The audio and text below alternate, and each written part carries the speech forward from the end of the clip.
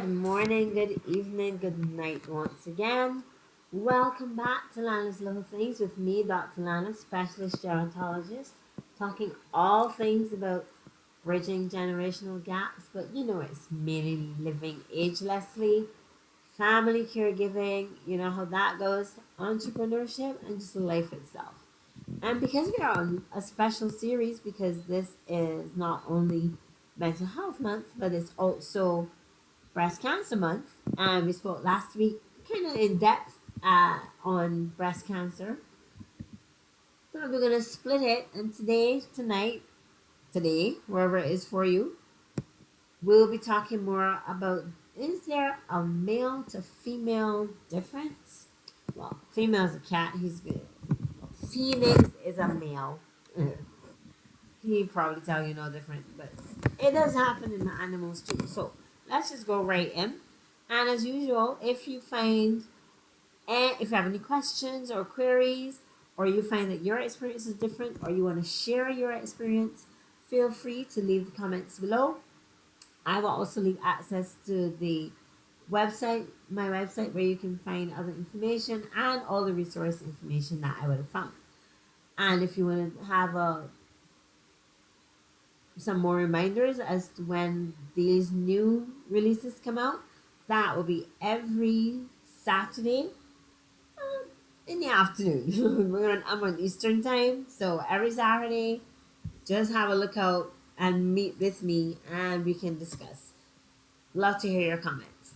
Subscribe, press the notification bell, remind others, tell a friend, phone a friend. So here we go right into, is there a difference? Well, first of all, what is the difference between male and female breast cancer, and how can men tell? And I thought this was a interesting subject because I spoke to patients all week. I told them, well, I'm going to be talking about breast cancer in males. Do you know still? Only if I spoke to about 10 patients, only about two knew or were aware of the fact that men can also have breast cancer. Same as in a similar way to women. Maybe not with the same statistics or the same risk. And I'm thinking, uh, have we missed the ball? Or is it society? Or is it just cultural? Because this is all over the world. All the research, extensive research, different places of research, different hospitals, wherever you go, you see this a similar trend. Men don't think, well, why don't I have breasts? So how can I get breast cancer? That's for women, right? Well, here's what. We're gonna debunk some more of those myths. Maybe not like we did last week, but a little bit of that. So that when you leave here as a male, or you have friends who are males, please encourage them. Get your breast checked. It's the stigma and I guess the uncertainty that makes men think, no, it can't be me. This is a woman thing, you know? But no. So, what are some factors? Well, first of all, let's start with how we were born. Okay? Breast tissue is common to both sexes, both male and female. Whatever is assigned to you at birth, we're born with breast tissue.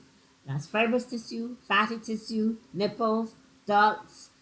Ducts in females will carry milk, and there will also be um, lobules, which are like little fatty clumps, you would say, which are the glands that produce milk. So I can understand why men would think, well, the women need all that, right? Pause. What happens at puberty? So we're all born with it. What happens at puberty is the change in breast tissue. You kind of then see the difference between male, the density, the amount, the changes. There's a whole developmental stage that goes with that. Whereas in boys, with testosterone having a higher influence, because remember we all have estrogen, testosterone, all the other sex hormones, their bodies reduce or restrict the growth of breast tissue, whereas females assigned our breast tissue enhances because of the influence of estrogen. relative to testosterone. Don't want to make this complicated. We both got them. We should both be checking. Therefore, men and women ought to be checking for any changes in their breast tissue. So this is how. Let's start with some risk factors. So risks are, as you get older, we're talking about living agelessly, but let's face it, over 60, there is a higher risk as cells will change and some can go rogue, as I say, and mutate. Age has a part to play, so those over 65. Those who have, if it's in family, so genetics will play a part. Not necessarily the gene, but is it in your family history? Do you have relatives who have breast cancer? And then we go to genes. You have genetic code for breast cancer. That's a little bit later down the line. Do you have a history of smoking? Do you have a history of heavy alcoholic drinking? Do you have you ever been on hormone replacement therapy? Women can probably answer that a little bit more.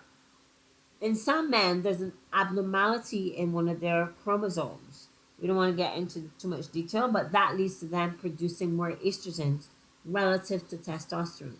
So they would have a higher risk. But all these things can be checked. You know why? How? By knowledge, which is potential power, checking your breast tissue, going to the doctor, asking a question. Even if you ask it in a small circle, or phone a friend and say, should I go? Or be brave and tell a friend you should go. Liver disease, all those things, smoking. Well, let's not leave that out. Those are risk factors of developing cancer in any gender. So, are there specific things that men should look for more than women when you're examining your breast? Um, you'd be surprised. No, I thought there was going to be this big, nice list that I could separate. But no, but that's a good thing. Because, hey, remember, it's the same breast tissue. And like I said, I'm not doing any personal exams here on online. Uh, uh, it's not that kind of show. So, what I want you to do is there's several videos, YouTube, like on this channel, there's several uh, diagrams on how you examine your breast. You lie flat. You put the flat of your palm on the breast tissue. You go all the way up where breast tissue develops under your armpit. And you come in gentle circular movements around the breast. And then for the nipple, then you kind of gently squeeze to see if there's a discharge. You'll get it done, don't worry. So, what's the most common findings in men with breast cancer? Okay. Well, I guess the obvious thing is a lump. A lump that you didn't feel before. You might be showering. Most people have this. Uh, what's this lump? You know? You know, many people think, oh, I hit something, or I bumped something, or I pulled a hair follicle, or I hit somewhere too hard, or I lifted something heavy.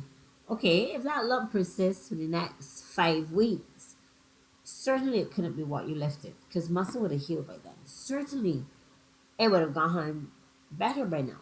If it's not changing or getting bigger, that is and despite breast tissue, that is a cause for concern. What about if that skin starts to look flaky anywhere around the breast tissue? Flaky, red, kind of unhealthy. It looks like papery thin red skin when it's really like raw. If you've had a sunburn, that sort of look.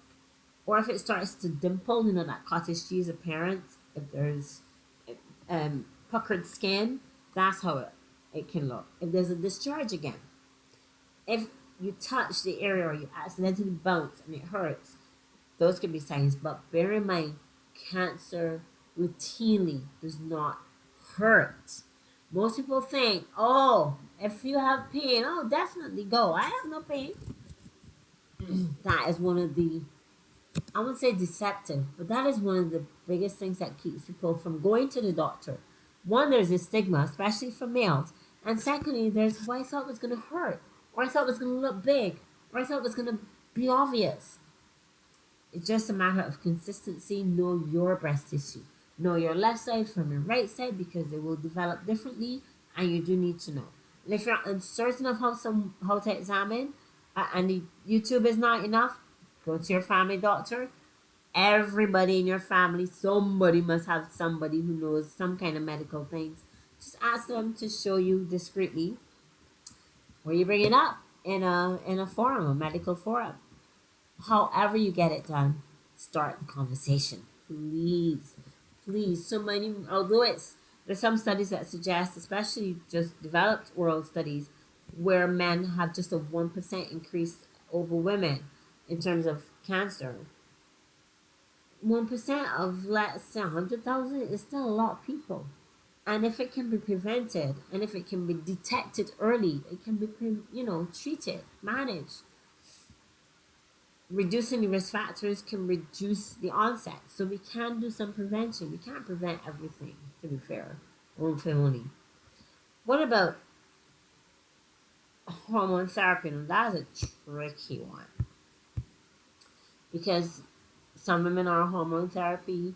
Some men are on hormone therapy if they've had prostate surgery. Some women are on hormone therapy for menopause to ease the discomfort. Some are on it for different reasons. Those put you at higher risk. So that's just one of the caveats that I thought, well, maybe we all, kind of need to know. If you have children and they start hitting their periods early, let's say before 12, definitely before 9, that tends to have a higher risk. Or if your menopause starts older than 55, this is females now, that tends to have a higher risk. Diseases do not read the book, so you don't have to go. I'm not locking anybody down to a particular number. Be aware that these things will happen, and as getting older, this might just happen. So be aware, be mindful, examine, know your risk, know your family history, and mitigate many of them. All right? You can't do anything. You can't change getting older. You certainly can change if you consume alcohol or not exercise or smoke. You certainly can change that. You can modify that. Obesity, yes, that is a long discussion, and it is considered its own comorbid condition. But bear in mind, those who are obese, and that's a body mass index of more than 40 kilograms per meter squared, that's debatable for some persons as well, but let's just say persons with obesity, however it's defined, they're also at risk, because again, the estrogen lives on, as we say in Barbados, the hormones live off the adipose tissue.